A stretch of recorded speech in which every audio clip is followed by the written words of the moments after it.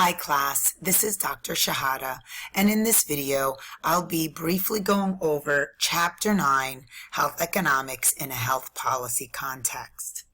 So, very briefly, this chapter touches on the discipline of economics and how it's useful when conducting health policy. Economics or economic theory actually provides one of the fundamental building blocks for making policy choices. And this is, generally speaking, in the context of healthcare and public health. So when we're looking at economic tools, they usually help policymakers predict how consumers and producers will react if they implement certain policies. So knowing this may help policymakers choose the most effective and efficient policy to achieve their goals.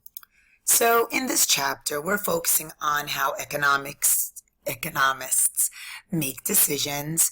We're going to be covering the topics of supply, demand, and markets. All right, so looking at economic decision making. So economics is concerned with the allocation of scarce resources, as well as the production, distribution, and consumption of goods and services. Now, there are two primary studies in the area of economics, and I'm sure you've heard of them, macroeconomics and micro. So when we're talking about macroeconomics, this is really looking at things from a broader level. So this includes so when we're talking about macroeconomics, we're looking at this allocation of scarce resources from a broad level, such as how they relate to national production or national unemployment levels, while when we're speaking of microeconomics, it really studies the distribution and production of resources on a smaller level. So this includes individual decisions to purchase a good or a firm's decision to hire an employee. Now, an assumption in the area of economics, it's assumed that if people are given adequate information, they're rational decision makers. So rational decision making requires that people have the ability to rank their preferences, whichever preferences are relevant when any sort of decision is being made, and assumes that people will never purposely choose to make themselves worse off. So the idea is that people in general will always choose the decision that best satisfies them or their needs. And this type of satisfaction is referred to as utility by economists. So when we're talking about utility in a healthcare context, we're taking into account that individuals have different needs for and find different value in obtaining healthcare goods and services. And that whether and which health resources are purchased will depend on the individual's preferences and resources. So health economics really helps explain how health-related choices, how they're made, what choices should be made, and the ramifications of those choices. So evaluating the consequences of these choices is referred to as positive economics, which identifies, predicts, and evaluates who receives a benefit and who pays for a public policy choice. So positive economics answers the question of what's happened as well as what the current situation is. Now, next, I'm going to briefly cover the topic of demand. So when we're talking about demand, we're really talking about the quantity of goods and services that a consumer is willing and able to purchase over a specified time. So when we're talking about healthcare in relation to demand, the healthcare demand equals the total demand for healthcare goods and services by all the consumers in a given market. Now, common demand shifters include the price of the original item or good, service, price of the substitute good, and the price of a complementary good, or in relation to healthcare service. Also, another demand shifter is income, and of course, quality. And that includes actual quality and perceived quality.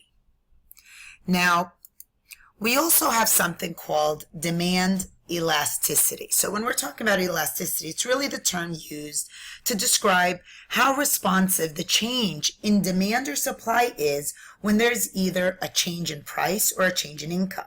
So the concept of elasticity is important to understand as a policy analyst, because it's essential to know whether changes in consumer incomes or changes in the price of a product will result in the desired outcome.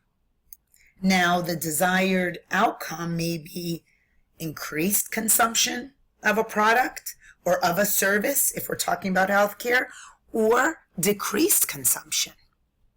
So here we have that demand elasticity equals the percentage change in the quantity demanded resulting from a 1% change in price or income.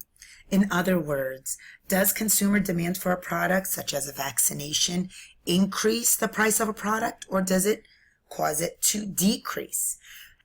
Now, another factor that really needs to be put into consideration is the presence of health insurance and how it affects demand for healthcare goods and services. So health insurance really acts as a buffer between consumers and the cost of healthcare goods and services.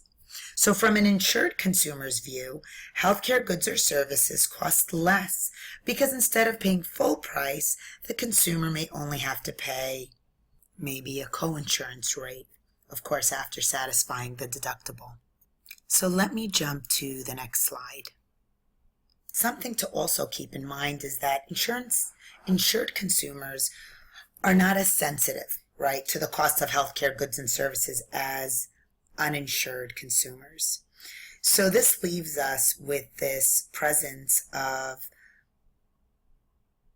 a problem known as the moral hazard. Now, the moral hazard can occur in a variety of economic situations when consumers buy more goods or services than they really need, because they don't have to pay the full cost of acquiring the good or service.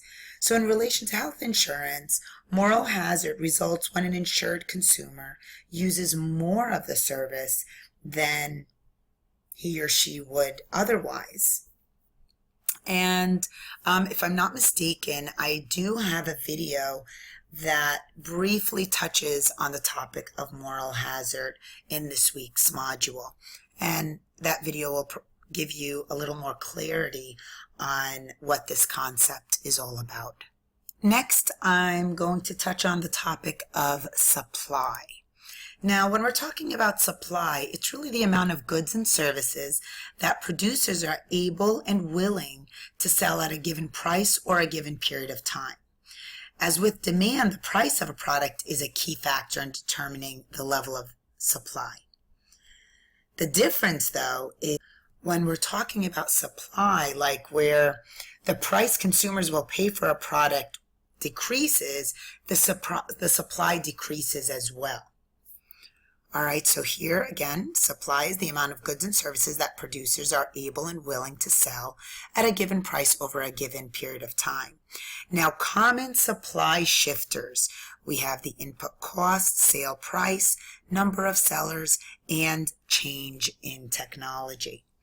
Now, next I want to touch on the supply elasticity. Now, the supply elasticity works pretty much the same way that the demand elasticity works, except that it refers to the relationship between the quantity of goods supplied and the price of the goods.